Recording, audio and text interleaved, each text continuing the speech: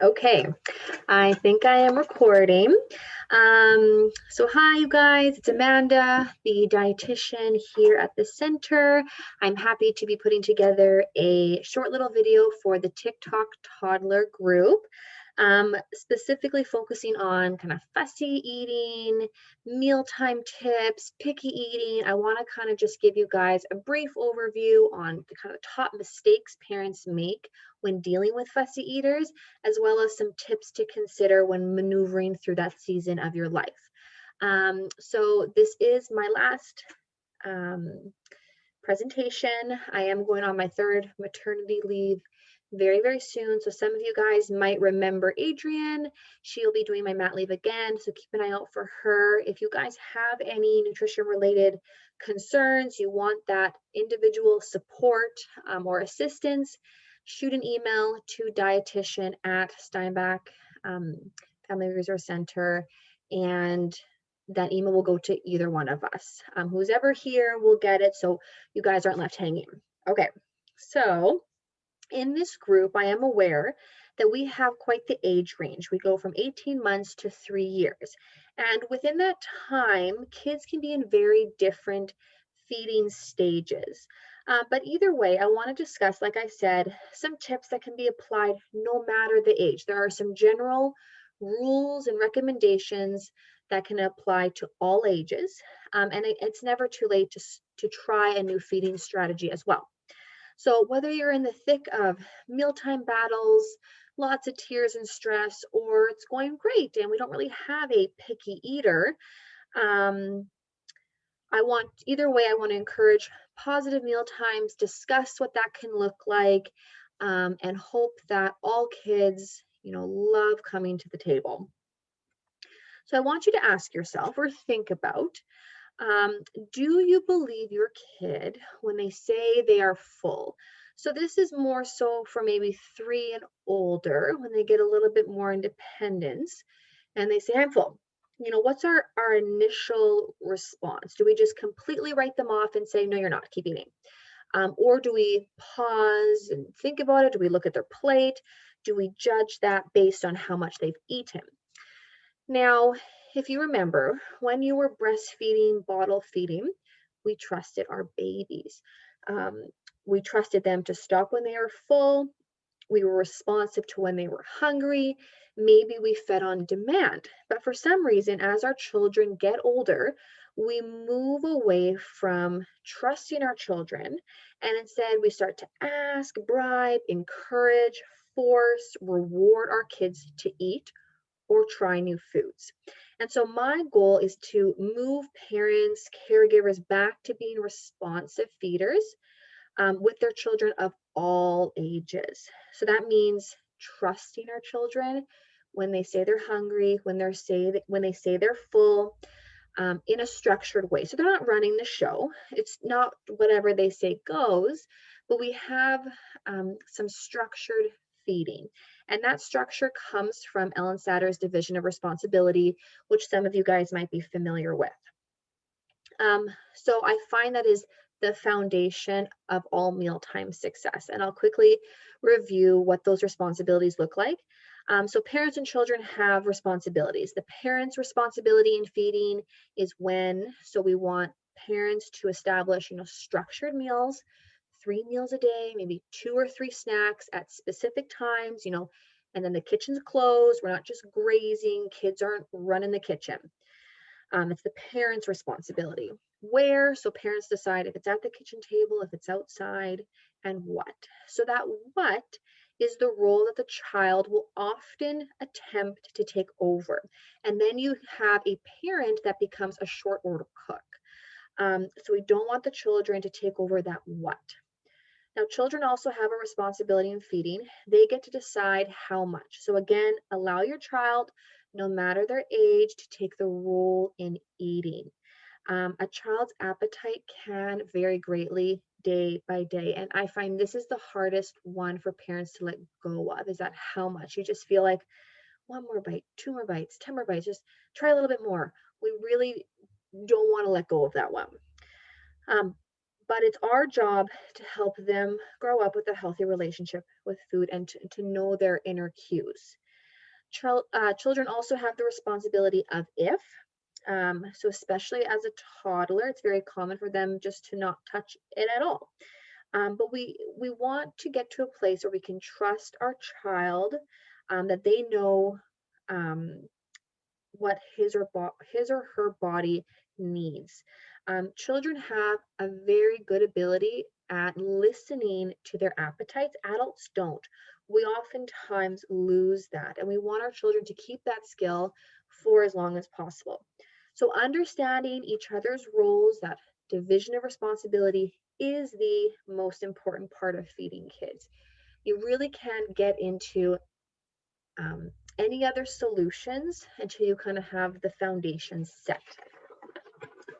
Now, once we understand each other's roles, then we can kind of narrow in on specific situations and specific challenges. And there can be challenges um, many different directions. They really can vary per family and per child. So it could be a challenge of texture. It could be a challenge with meat and protein foods. My kid never eats vegetables. My kid throws food. My kid never wants to come to the table. They hate coming to the table. My child always says they're not hungry, or anything you put in front of them, they say it's disgusting. There's different challenges. And of course, I cannot address all of them. And again, I highly encourage you to reach out for that individual support and individualized solutions. But I will kind of go over some top mistakes that keep parents stuck, plus a few tips that might help you get started with improving meal times in your home. So the first thing I want to say is picky eating, whatever that looks like, is normal. It's a developmental stage. So whether you kind of get a picky eater at 18 months, 3 years old, 7 years old, it tends to creep up at some point. You have to think of it as that one area of life that children truly have control in. They can control what goes in, and they can kind of control what goes out, which is why some of them withhold bowel movements as well. And so understand it's a stage, it's a season, and to not be reactive, or kind of get trapped in the emotions of it all. Another thing to make note of is that accepting new foods often happens in stages for some kids. Some kids are more cautious, and that just could depend on each other's different personalities. You often will hear parents comparing their firstborn to their secondborn and how different they were with accepting food. But the stages, what it could look like is, the kid allows it on their plate. They're not going to panic. So there's that exposure. So the first step is they're being exposed to something. Then they might touch it, maybe talk about it. Imagine, try to think of it, seeing something new for the very first time. We often forget what that's like. And seeing something like a mushroom, it's kind of gross and slimy. We don't know what it tastes like. And we might be someone who's very cautious. And so talking about it can help. Maybe smelling, licking, chewing, and then eventually swallowing. And there could even be more steps among those steps. So knowing that it's not always, here's your food, eat your food, swallow your food. There can be many stages. And oftentimes it can take, there's numbers like 12 or 15 different exposures before a child will even swallow it. So as a parent, we're deciding what the kid eats. So you just keep offering it in the meal rotation somewhere, and eventually they will likely accept the food. And just remember that the main goal is we want meal times to be peaceful, and we're not wanting to encourage mealtime battles. So a dietitian out in Calgary put together the 3 big mistakes that keep parents stuck with their picky eaters, and I want to quickly go over them with you. So the first one is pressuring kids to eat. And I know that pressure comes from the parents with good intentions, being worried that they're not going to get enough food. And like I had you think about before, it's us just deep down not trusting our children when they say they're full. And so pressure can look different. Pressure can be even nutrition education, telling them, this is good for your heart, or this is good for your brain. That's a form of pressure. Threatening, comparing them to siblings. Look at your sister. Your little sister eats more than you. rewarding, praise, guilt, of course, any type of punishment or discipline doesn't work. And we now know that pressuring your child does not equal eating more or better. It just doesn't work. I've learned that not getting sucked into the mealtime battle. If my child just says, ew, I'm not going to eat that, I say, okay, and I enjoy my supper. So I'm not going to let the 5-year-old's irrational opinion about my dinner um, affect the mealtime experience. So just not being reactive, um, not pressuring, etc. Another mistake that parents make is cooking separate meals for your kids. So like I mentioned before, becoming that short order cook because they won't eat what you cook. And, our theory is, well, we're trying to be good parents and we don't want them to starve, or we don't want them to go to bed hungry. And then we end up, bringing out the chicken fingers, bringing out the cereal, bringing out something we know they like eventually. And kids are smart. Kids know eventually mom will bring out what I want, so I will just not eat supper. So not falling for that trap, and having those kitchen rules. Like I decide what we are eating. This is it. If you don't want to eat it, that's okay. The kitchen will be closed and you cannot eat anything else until snack time. Because being a short order cook will decrease the chance your child will try new foods. Like I said before, they're smart.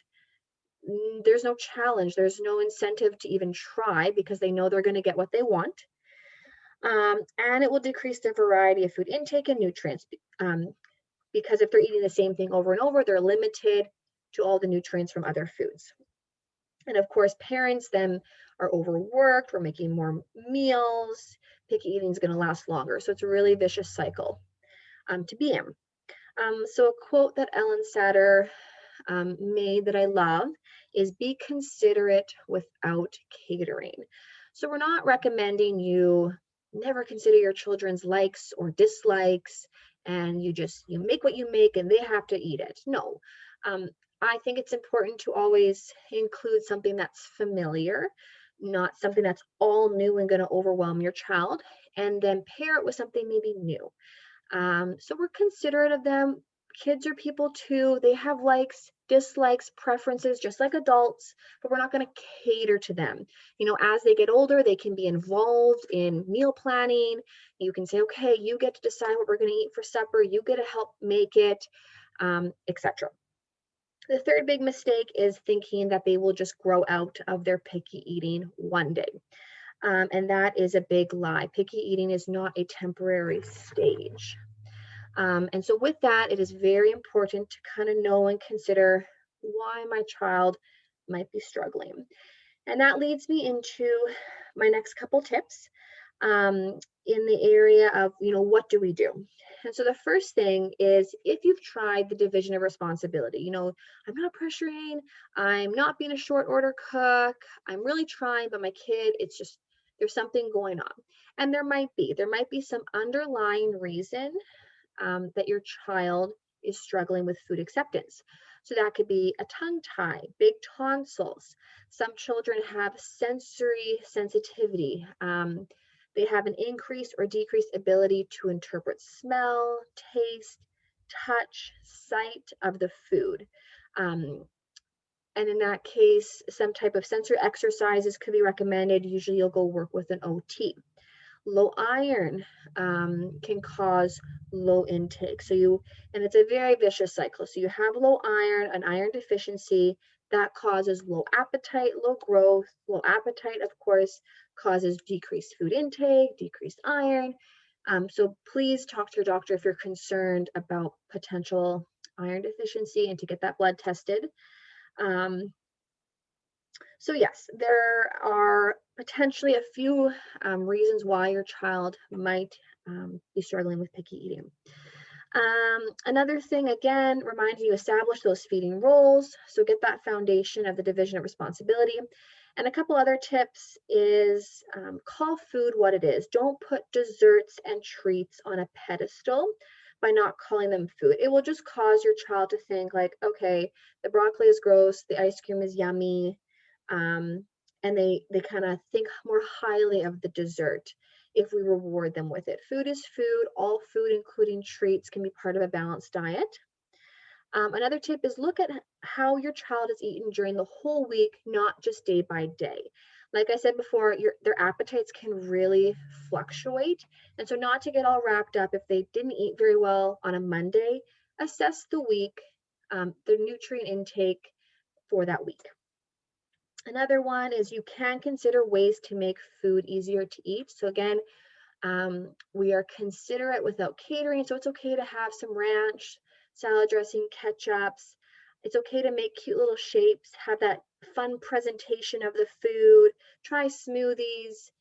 There's lots of little tips and tricks that are okay to do. Remember, dinner is usually the worst meal of the day. They can be really tired. Maybe they haven't seen you all day and they're kind of whiny. They might not be hungry. Maybe they ate their requirements with big breakfast and lunch and snacks. So to consider that if you're feeling like dinner is just your struggle area. Another tip is to allow your children to spit food out politely. So some will recommend having like a little bowl. So when we're trying to get them to try something new, we can say you can spit it out without any comments. Don't always disguise the food. We want to be building trust with our children, and it also doesn't challenge them to experience different textures. And lastly, don't label your kid as a picky eater. Oftentimes, kids will hear us saying they're picky and we're kind of speaking that over them. They start to believe it as part of who they are and their identity, and it's a harder struggle to kind of break. So yeah, those are my few tips. I again encourage you to reach out if something stood out to you, if you need more clarification, if you feel like, my child is different, my child is more of a challenge. Like I understand that sometimes it is very hard to develop some of these feeding responsibilities and solutions. So we are here for you. I do believe meal times can be a time everyone looks forward to, and that feeding battles can come to an end.